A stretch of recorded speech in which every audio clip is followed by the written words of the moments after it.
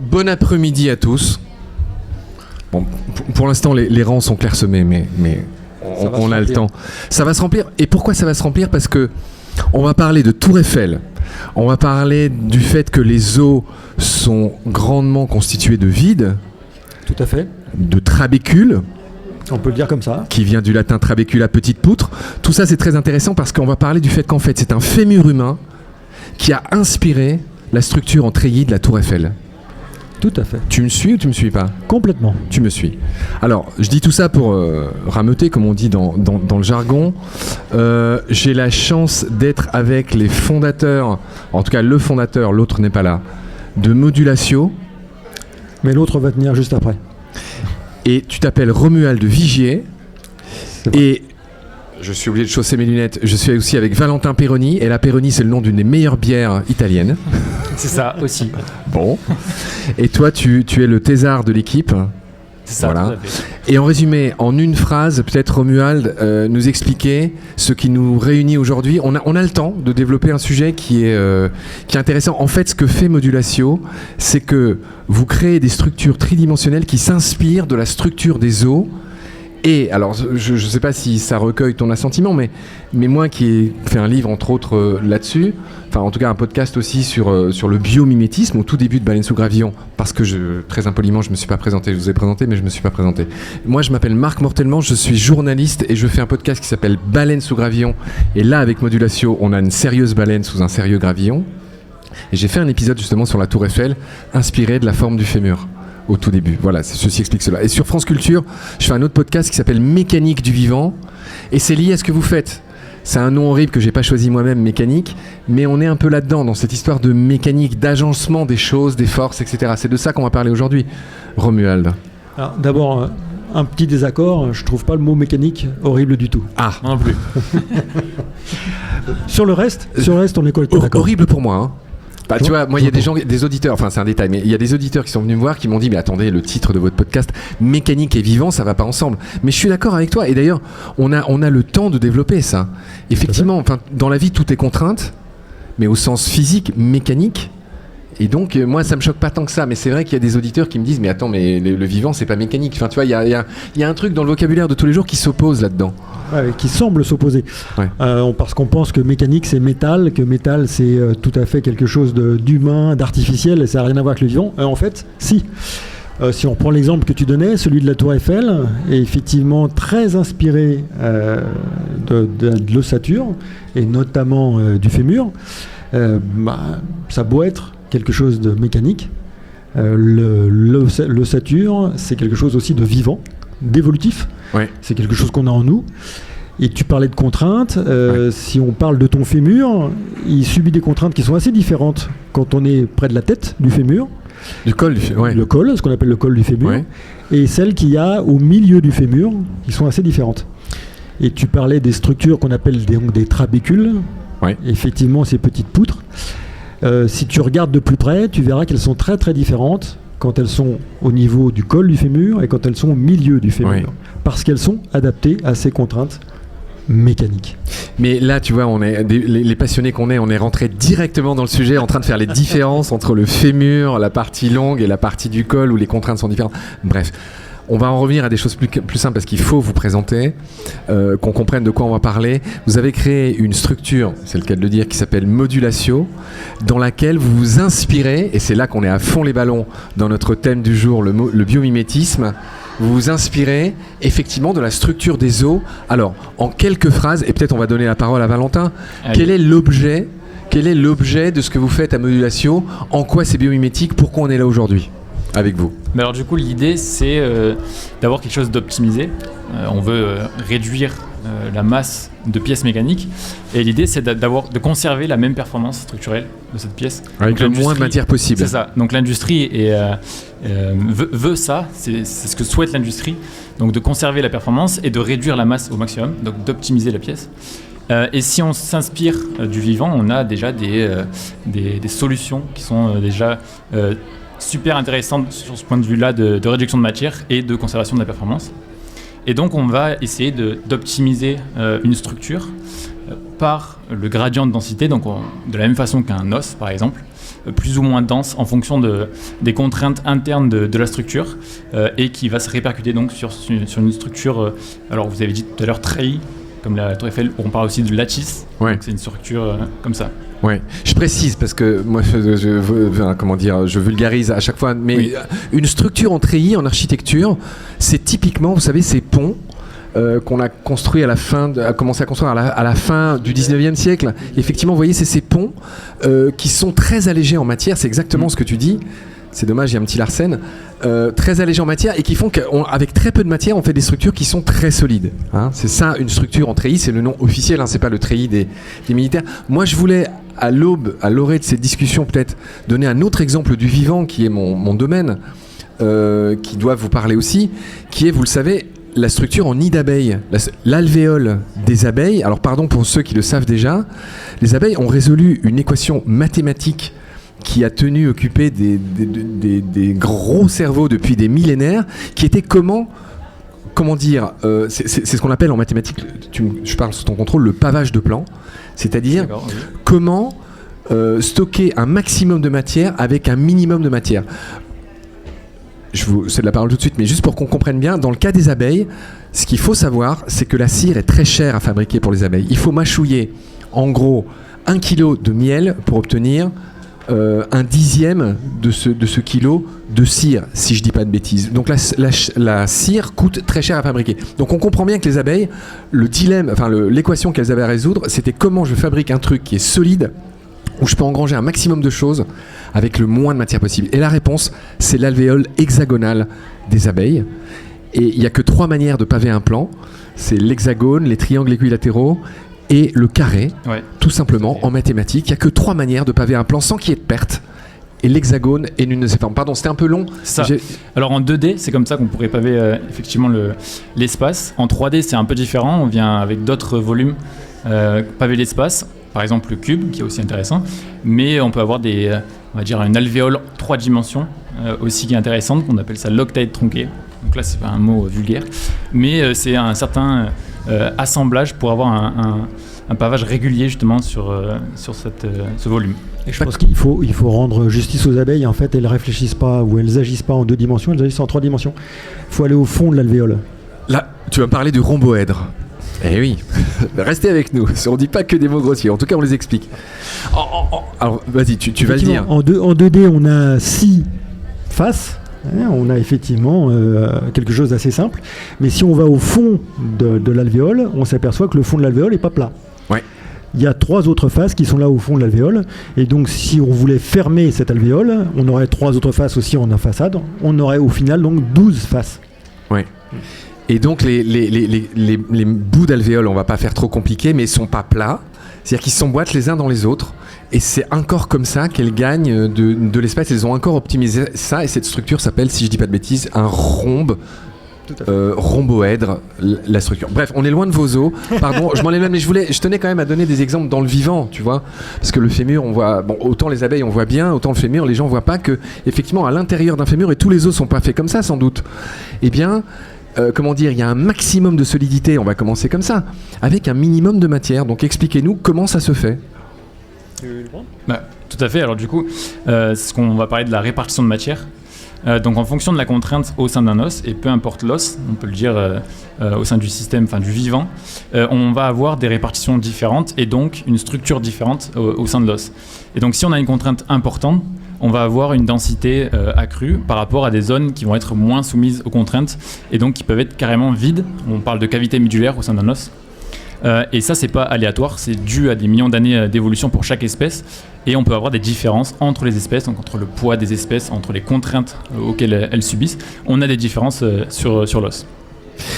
Alors, je ne veux pas trop vous embêter avec les exemples du vivant, mais j'en reprends un autre. Puisque tu parles de vide dans les os, on sait par exemple que chez les oiseaux, je ne sais pas si vous êtes au courant, ils ont intérêt à être légers pour pouvoir voler, et donc les os des oiseaux sont notoirement creux. À notre différence, ils sont remplis de gaz, et ce gaz, en plus, il circule à l'intérieur des os pour qu'il y ait une sorte d'équilibrage qui puisse être fait. J'ai oublié le nom de technique mais voilà, Je ne pourrais pas vous aider là-dessus. c'est les sacs aériens. Je suis pas sûr, mais chez les oiseaux, voilà, il y a des sacs qui en plus, enfin les os, ces gaz peuvent circuler et donc permettre à l'oiseau de réguler son poids. Donc, bref. peut-être on va en revenir à ce qui vous rend attractif pour l'industrie, pour la construction. C'est que, on le sait bien aujourd'hui, à l'heure où on parle, on a intérêt à réduire la consommation de matières premières. Peut-être qu'on a intérêt à dire ce qu'il en est, par exemple, du sable. Enfin, le sable se raréfie à la vitesse grand V. Peut-être que tu pourrais nous résumer, que l'un de vous pourrait résumer le problème qu'on a avec le sable. Alors, la matière première qu'on utilise le plus, nous les humains, c'est l'eau. Oui. La première. Oui. La deuxième, c'est le sable. Voilà, en quantité phénoménale. Alors, on l'utilise un petit peu pour faire du verre, on l'utilise un petit peu pour l'électronique et énormément pour le construire le béton. On en utilise vraiment des quantités phénoménales pour une raison simple, c'est que le béton, la toute première caractéristique du béton n'est pas une caractéristique physique, c'est une caractéristique financière. C'est pas cher. C'est pour ça qu'on construit le béton, hein. Faut pas se leurrer, c'est la vraie raison, c'est ça. Sinon, on construirait en quoi? En bois? En quelque chose de pas cher aussi. Ouais. Voilà. Simplement, effectivement, pendant des années, on a pris le sable dans les carrières, ce qui n'était pas un problème. Les carrières s'épuisent, donc on est allé le chercher ailleurs. Ce sable, on ne peut pas aller le chercher dans le désert, parce que le sable du désert, il est roulé par le vent, ça fait des grains qui sont ronds, donc ils ne peuvent pas servir à faire le béton, il faut des grains à facettes. Et celui-là, on va le trouver soit dans les rivières, soit dans la mer. Donc le sable qu'on utilise aujourd'hui pour construire en béton, c'est du sable qu'on est allé chercher là où il y a des écosystèmes qui vivent. Et on détruit ces écosystèmes en raclant le fond des rivières, en raclant le fond des mers. Et typiquement les plages. Par exemple. Voilà, donc peut-être ceux qui nous écoutent, celles et ceux qui nous écoutent ont été sensibles à un documentaire qui est passé, je crois, il y a 1 ou 2 ans sur Arte, qui faisait état du fait que parmi tous les problèmes qui pèsent sur nous aujourd'hui, il y a aussi bientôt un problème de manque de sable. Donc on comprend mieux où s'insèrent des gens comme vous par rapport à ce que vous faites.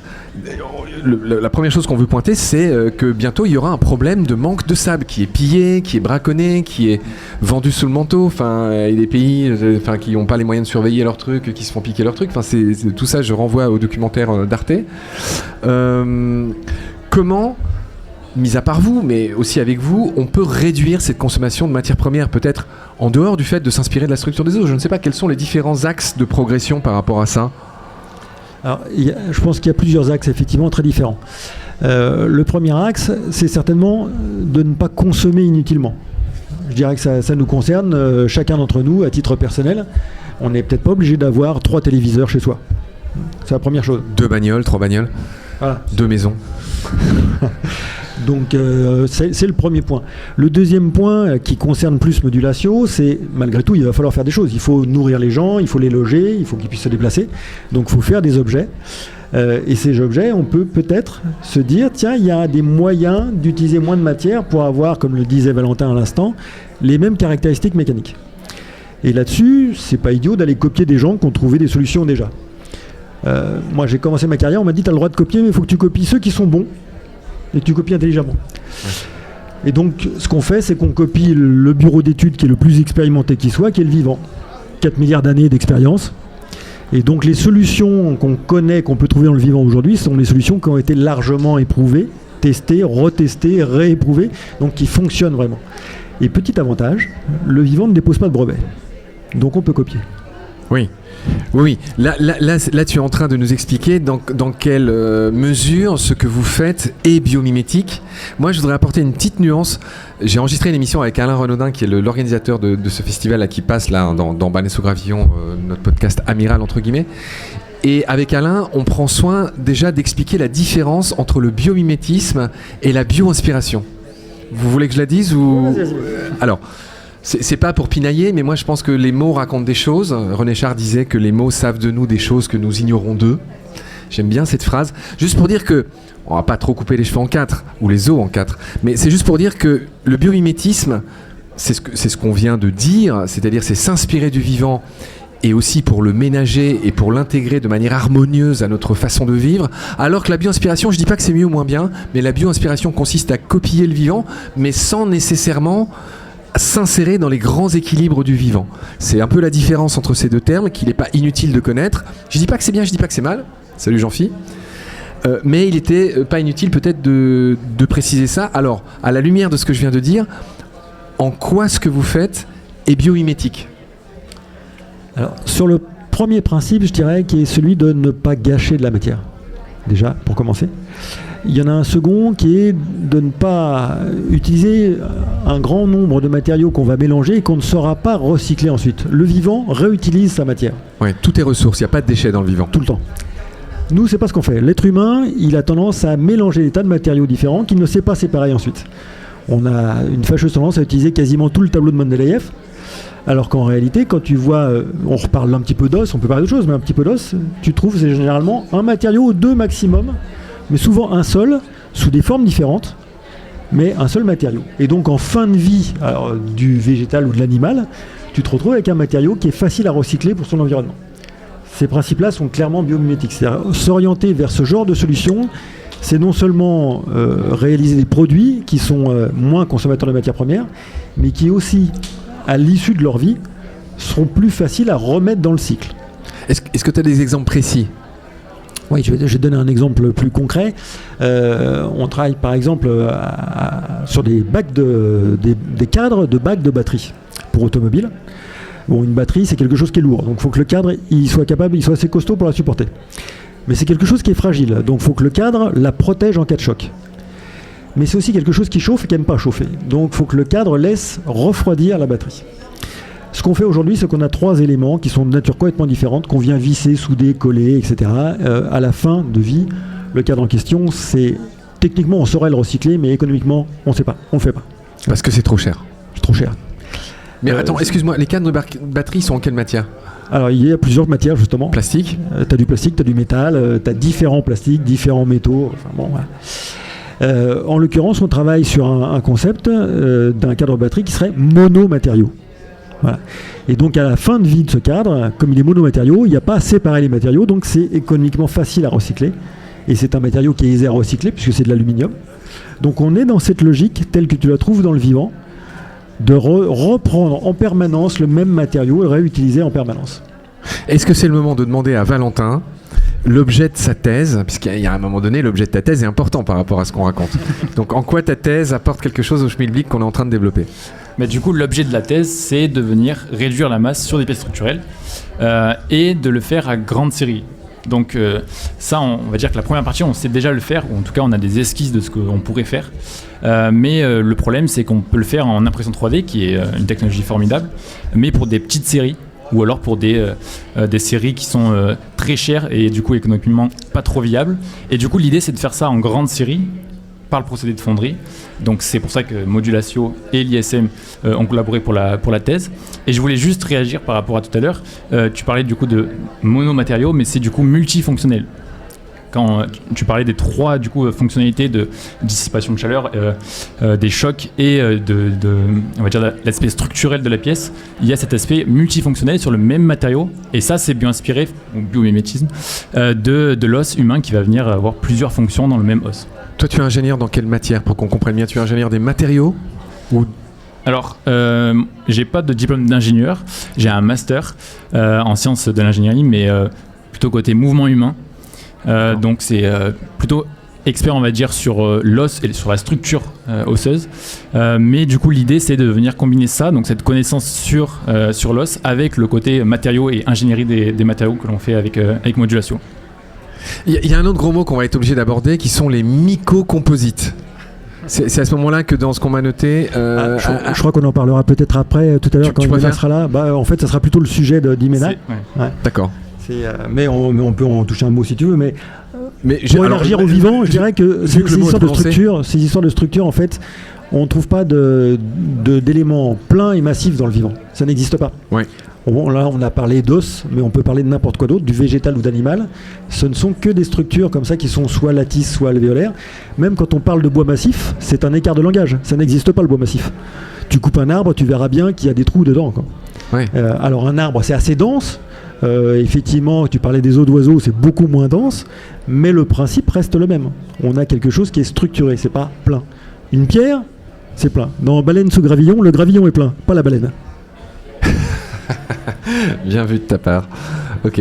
Alors du coup, si on ne parle pas des mycocomposites, comment on enchaîne sur nos économies de matières premières ? Le rapport entre l'économie de matière et le reste de ce que vous développez chez Modulatio ? L'économie de matière, ça va être cette répartition de matière. C'est-à-dire que pour la même matière ou alors pour des performances similaires, on va mieux répartir cette matière au sein de la pièce structurelle et on va avoir de ce fait une économie de matière sur la pièce qu'on vient optimiser. Donc c'est lié avec le fait de garder la même performance et d'être plus inspiré de l'os, donc monomatériaux, multifonctionnels et tout ce qu'on a envisagé et ce qu'on a parlé avant.